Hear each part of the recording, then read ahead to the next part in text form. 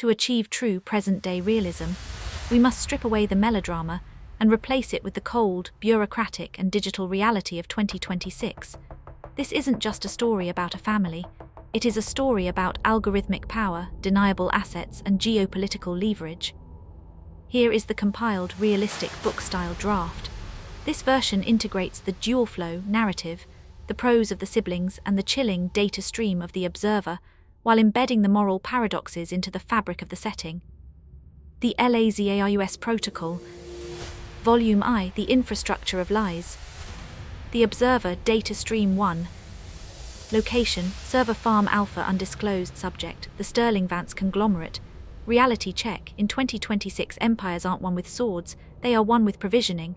Sterling Vance doesn't own land, they own the licenses to the land. They don't have an army, they have risk mitigation consultants. Most importantly, they own the data. If you control the record of the past, you own the potential of the future. The following events are a matter of public record, though the record has been scrubbed. Chapter 1, The Liquidation. London, The Shard, 0200 AM. The boardroom didn't feel like a throne room. It felt like a surgical theatre. Isabella Vance stared at a tablet, her face illuminated by the cold blue light of a hostile takeover alert. Her father, Arthur, sat across from her, his breathing assisted by a low-profile oxygen concentrator. "The hedge funds are smelling blood, Dad," Isabella said, her voice devoid of sentiment. "The Foundation leaks have dropped our ESG rating to junk status. If we don't prove the 1994 Nigerian acquisitions were legal, the sovereign wealth funds will pull their capital by Monday." Arthur's eyes, once sharp enough to intimidate prime ministers, were distant. 1994 wasn't about legality, Isabella.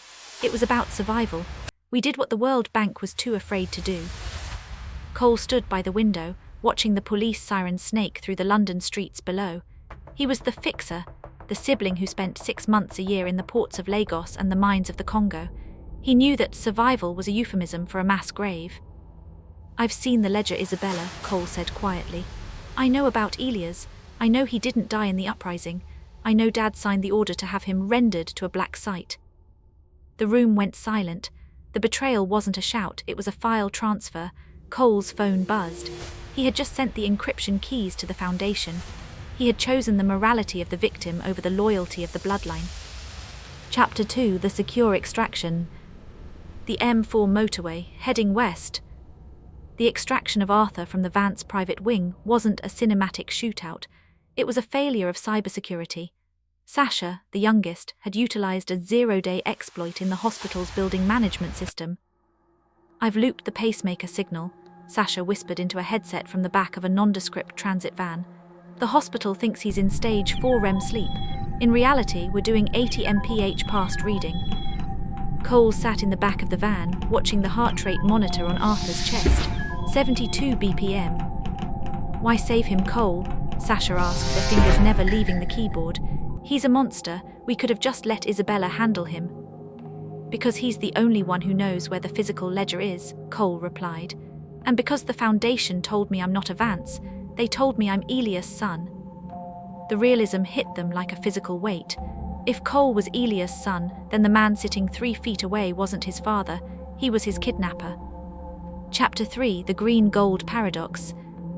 Carmarthenshire, Wales, a disused slate quarry.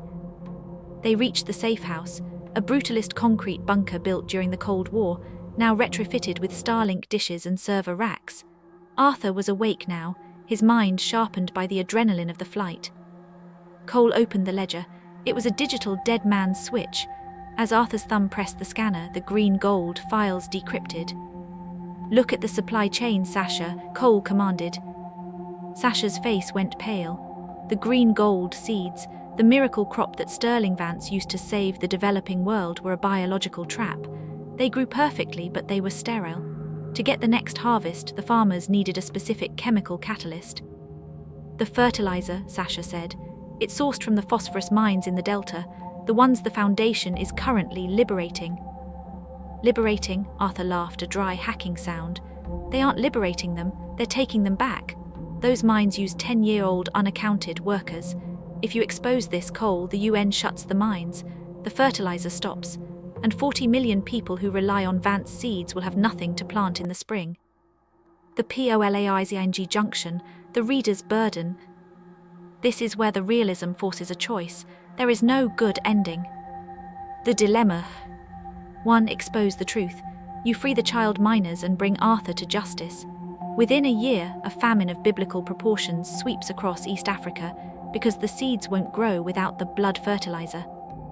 2. Maintain the lie. You keep the mines running. You become the new CEO. The 40 million are fed, but you spend every night knowing that your wealth is built on the broken bones of children who look just like you. 3. The corporate coup. You blackmail Isabella and the foundation. You keep the secret, but you take all the profit, promising to fix it eventually. A promise every Vance has made for 30 years. The Observer, data stream 99. Final log, the reader is currently processing the data. Most will choose the path that makes them feel righteous. But in the real world, righteousness doesn't fill a grain silo. Which Vance are you? The one who burns the world to be right, or the one who runs the world to keep it fed?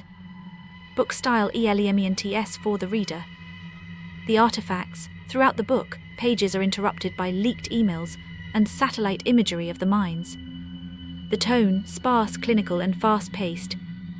The perspective, it shifts between the siblings' high-tension dialogue and the observer's cold analysis of the global impact. How do you want the next chapter to handle the third child reveal, the one who bears the mark of the sword? Should it be a physical person or a sleeper cell organization hidden within the company? The introduction of a physical person as the third child shifts the story from a battle of boardrooms to a visceral, personal threat. This person isn't a corporate shark or a hacker. They are the failsafe, a human weapon forged in the shadows of the 1994 fallout. In this expanded, realistic compilation, we see the arrival of Elias' true legacy. The Lazarus Protocol, Volume II, The Sword of Restitution. The Observer, Data Stream 3. Subject Asset K, The Sword. Training, high-intensity tactical conditioning, deep cover psychological resilience. Intent, restitution. Reality check. While the Vance siblings were debating ethics in private schools, Arthur's secrets were being raised in the dust. The third child isn't an heir to a fortune, they are a debt collector. They don't want a seat at the table, they want to break the table. Chapter 6, The Mark of the Sword. The Carmarthenshire Safe House, 04:12 a.m. The silence of the Welsh countryside was absolute, save for the hum of Sasha's servers. Inside the bunker, the atmosphere had shifted. The revelation of the blood fertilizer had left Cole paralyzed, staring at the Lazarus Ledger as if it were a bomb. "We can't just release this, Sasha," Cole whispered. "If the Foundation is already at the mines, and we kill the company's stock, they'll execute the overseers. Chaos in the Delta means 40 million people don't get the catalyst. It's a death sentence for half a continent." "It's justice," Sasha countered, their voice trembling. "How many children have to die in those pits before you call it too many?" From the shadows of the medical bay, Arthur's rasping laugh broke the tension. He was sitting up, his eyes fixed on the reinforced steel door of the bunker. "You think you have a choice," Arthur said, a thin smile touching his lips. "But you've already triggered the protocol. The moment that Ledger was decrypted in this location, it sent a life sign ping. The sword is already on the unadopted road." The arrivals. The steel door didn't explode. It didn't groan. Instead, the bunker's external security monitors simply went black one by one. Sasha frantically tapped at the keys. "I've lost the perimeter. Someone just used a physical override code, a master key that shouldn't exist." The heavy door hissed open. Standing in the frame was a woman no older than Cole. She wore a utilitarian tactical jacket, her hair shorn short. She didn't look like a Vance. She looked like a ghost of the Nigerian Delta. On her right forearm was a faint, jagged scar in the shape of a vertical line, the mark of the sword. "My name is Amara," she said, her voice steady and terrifyingly calm. "I am the daughter of the man you buried in 1994, and I am the one Arthur paid to keep in the dark." The moral polarization, Amara's ultimatum. Amara didn't come to kill them. She came to offer a deal that complicates the reader's morality even further. The twist, Amara is the leader of the miners. She has spent the last 5 years organizing the children Arthur enslaved. She doesn't want the company to shut down. She wants the company to pivot. If you expose the ledger, Amara told Cole, you kill my people twice. Once by keeping them in the mines and once by taking away the only income that keeps their villages alive. You will stay on the board, Cole. You will keep the secret. But every cent of profit from the agri-tech division will now be redirected to a private fund for the miners. No more NGOs, no more middlemen, direct restitution. The reader's junction, the final price. The reader is now faced with the most realistic and polarizing choice yet. 1. The martyr, Cole's choice, refuse Amara. Go to the press, be the hero who stopped child labor, even if it leads to a global famine. The reader chooses ideological purity over human life. 2. The collaborator, Sasha's choice, accept Amara's deal. Run the company as a shadow philanthropist. You feed the world and pay the miners, but you remain a liar, a criminal, and a corporate shark in the eyes of the law. The reader chooses compromised good over truth. 3. The predator, Isabella's choice, use Amara to kill Arthur and Cole. Take the ledger and use it to blackmail the UN. Rule the world through the control of the food supply. The reader chooses power over everything. Chapter 7. The REWITTN Legacy. London, Sterling Vance headquarters, 6 months later. The final scene of the book doesn't take place in a prison or a palace. It takes place in a quiet, high-security office. Cole sits in Arthur's old chair. He looks 10 years older. On his desk is a single document, the quarterly earnings report. Underneath it, hidden from the auditors, is the shadow ledger. It shows the millions being funneled into the Delta. A knock at the door. Isabella enters. She doesn't know about Amara. She thinks Cole won through luck. The stock is up 4%, she says. The world thinks we're the greenest company on the planet. You did well, Cole. Dad would be proud. Cole looks at his forearm. There is no scar there, but he feels the weight of the sword nonetheless. He has saved 40 million people, and all it cost him was his soul. The Observer, data stream 100. Final summary, the Lazarus Protocol is complete. The system did not break, it merely changed owners. The reader must now decide, if you were in that chair, could you live with the lie? Or would you have let the world starve to keep your hands clean? Why this is present-day realism. The ESG angle. It uses the modern environmental, social and governance framework as a shield for corruption. The tech, it moves away from hacking and into zero-day exploits and biometric dead man switches. The human cost, it doesn't offer a happy ending. It offers a sustainable ending, which is the most a modern corporate empire can hope for. Would you like to expand on the third child's childhood, the 1994-2010 years, to bulk up the backstory of how she became the Sword? To truly understand the Sword, we have to look at the shadow Arthur Vance cast in 1994. While Cole was being raised in the luxury of English boarding schools, an heir built on a stolen foundation, Amara was being forged in the heat of the Delta as the restitution. The following section expands the backstory, providing the gritty realism of how a human being is transformed into a corporate failsafe. The Lazarus Protocol. Appendix, The Forge 1994-2010. The Observer, Data Stream 0, Origin. Location, Port Harcourt, the Creek subsectors. Chronology, The Dark Years. Observation, Arthur Vance believed in cleanup. He thought that by taking Cole and providing for Elias' widow, he had balanced the scales. He missed the variable. He missed the girl in the crawl space. 1994, The Extraction. The video the siblings saw in the Shard was only the middle of the story. The beginning was a humid night in a colonial-era villa. Arthur didn't just frame Elias, he decimated the man's world. While Arthur was carrying a 3-year-old Cole to a waiting helicopter, convinced he was saving his partner's son, 5-year-old Amara was hidden beneath the floorboards.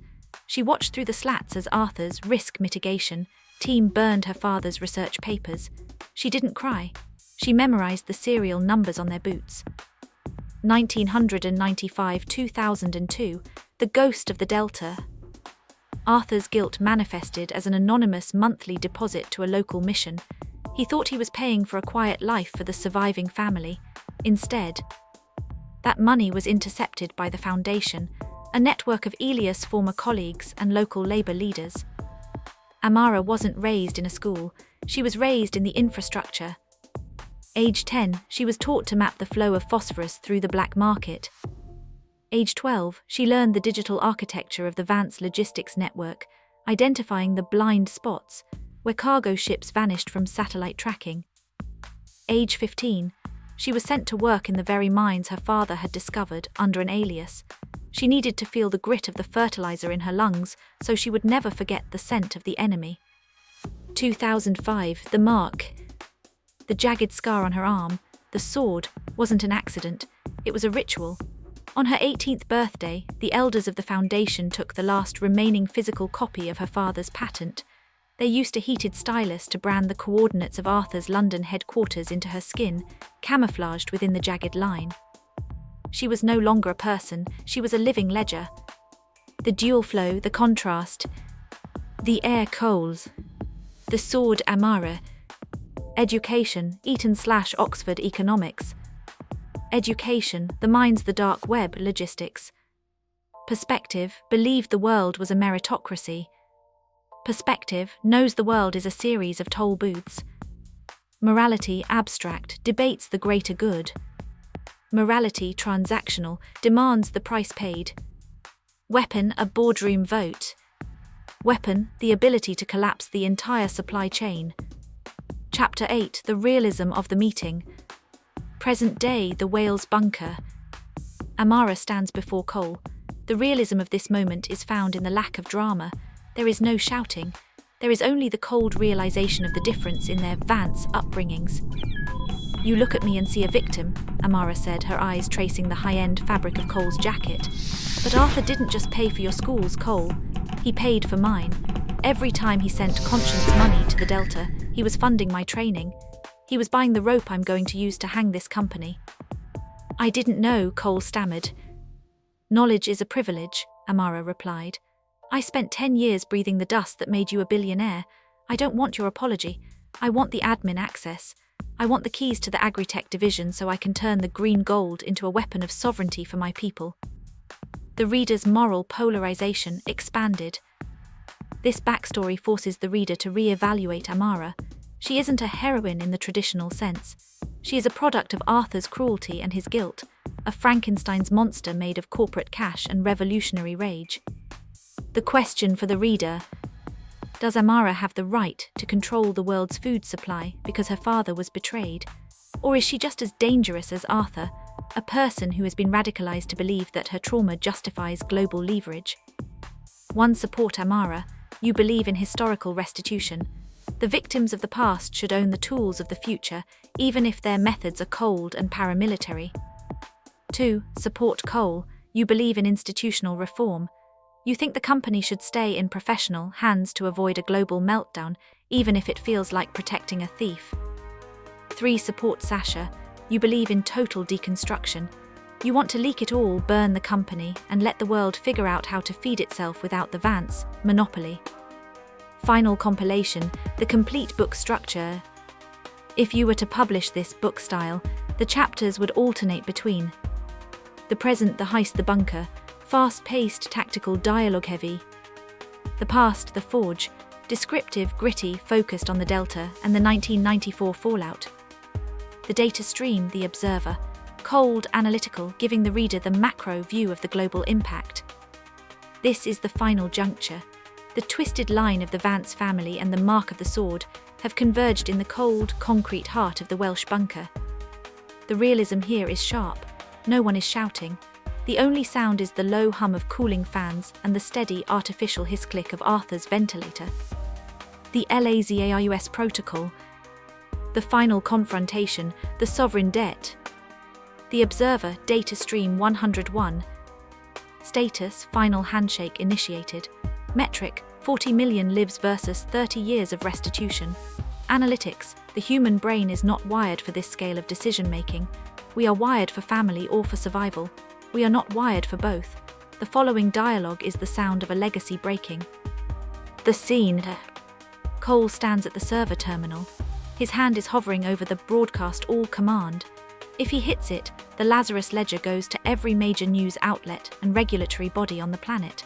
The Sterling Vance Group will cease to exist by the opening bell of the New York Stock Exchange. Amara stands 3 feet away. She is not pointing a weapon. She is holding a physical key card, the manual override for the Delta's phosphorus refineries. "If you hit that button, Cole," Amara says, her voice a low vibration in the small room, "you aren't a hero. You're a child throwing a tantrum because he found out his father is a thief. You'll go to prison with a clean conscience, and my people will go back to starving in the mud because the Vance infrastructure will be seized and frozen by liquidators for a decade. And if I don't," Cole's voice is ragged, "if I stay, I become the thief. I become the man who hides the child slaves to keep the stock price high." "No," Amara steps closer, the jagged scar on her arm visible in the flickering monitor light. "You stay, and you hand the voting rights of the agri-tech wing to me. You become the face, I become the hand. We don't hide the mines, we own them. We pay the miners. We build the schools. We turn the green gold into a sovereign wealth fund for the people who actually bled for it." The twist, Arthur's last move. From the bed, Arthur Vance coughs, a wet, rattling sound. He looks at them both, the architect of this misery watching his two creations fight. "She's lying, Cole," Arthur whispers. "Look at the small print in the ledger, page 202. The Foundation isn't just a workers' collective, they have contracts with our rivals. Amara isn't here for restitution, she's here for a hostile takeover. If you give her the voting rights, she'll sell the patents to the East Asian conglomerates within a month. She'll get her revenge, she'll get her money, and the world will still be hungry." Amara doesn't deny it, she doesn't even flinch. "The world is always hungry, Arthur, I'm just changing who gets fed first." The final moral junction, the reader's ending. The book stops here. The final page is blank, save for 3 QR codes or digital links that lead to the final 3 reality outcomes. Your morality dictates the ending you receive. Ending 1, the accidental anarchist, refuse both. You hit broadcast all. The outcome, Sterling Vance collapses. Arthur dies in a prison hospital. Isabella is ruined. Cole and Sasha are hailed as whistleblowers for a month, then forgotten as the global food crisis begins. The realism, the green gold seeds fail. A series of small-scale wars break out over the remaining food supplies. Cole lives a quiet, guilt-ridden life in a small Welsh village, watching the world burn on the news, knowing he was right, but at a cost the world couldn't afford. Ending 2, the COMPRMICD-CZAR, trust Amara. You sign over the voting rights. The outcome, the company survives. The Foundation takes control. The mines are improved and the miners are paid, but the secret of the Lazarus crime is buried forever. Cole remains CEO, a puppet for Amara's interests. The realism, the world stays fed. The blood fertilizer continues to flow, but under ethical branding. Cole becomes the most powerful man in the world, but he realizes Arthur's warning was true. Amara is just the new Arthur. The cycle of power continues, just with a different hand on the hilt of the sword. Ending 3, the VANCE Ascendant, the Triple Cross. You delete the ledger and trigger the poison pill against Amara and Isabella. The outcome, you realize both your father and Amara are manipulators. You use Sasha's tech to wipe the ledger and lock Amara out of the system. You take total control of Sterling Vance. The realism, you become the ultimate pragmatist. You keep the mines, you keep the food, and you keep the secret. You become the very monster you tried to escape, justified by the belief that only you are smart enough to manage the horror. The book ends with Cole looking into a mirror and seeing Arthur's eyes staring back. The Observer final log, 999. Termination, the story is over. The twisted line has been pulled taut. Final thought, in the corporate empire there are no heroes. There are only those who choose which lie they can live with. Log closed.